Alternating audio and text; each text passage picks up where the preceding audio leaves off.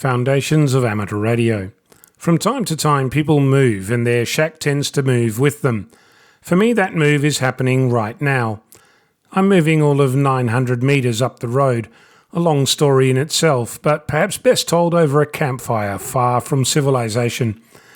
As I started the process of working out what needed to be done, I realised that I made a few rookie errors.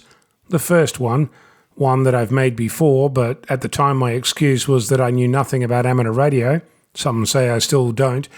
This time I was busy focusing on above-ground power, pole-top transformers and high-speed internet. I forgot to check mobile phone coverage, forgot to bring a radio, and forgot to listen on HF. I will no doubt find out what the state of these things is when I actually move, in a few days from now. But my rationalisation was essentially, I'm not able to operate from home as it is, so it won't get any worse, and if I'm lucky, it might get better. Frankly, I didn't have the heart to tell my long-suffering partner that there was yet another condition, among the must-have actual proper internet, not the promise of one next year, must have space for my office, and a place that can be locked up in the garage. I skipped the must be amateur radio friendly tick box for familial peace, and as I said, it cannot get worse and it might get better. Looking around my office now, it occurs to me that I'm going to have to remove the coax that runs through the window, which involves either cutting the coax or desoldering the connector.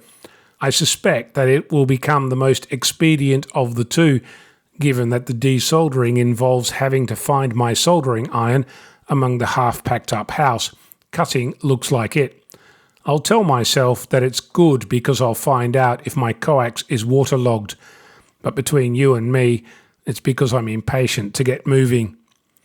The remaining part of this is the thing that's on the other end of the coax, the metal shiny thing on the roof, known to most of the amateur community as a 10-metre vertical. A metal rod, resonant on the 10-metre band, about 2 metres long, clamped to the gable of my pergola, will have to come down. Of course, at that point, I'll be off the air.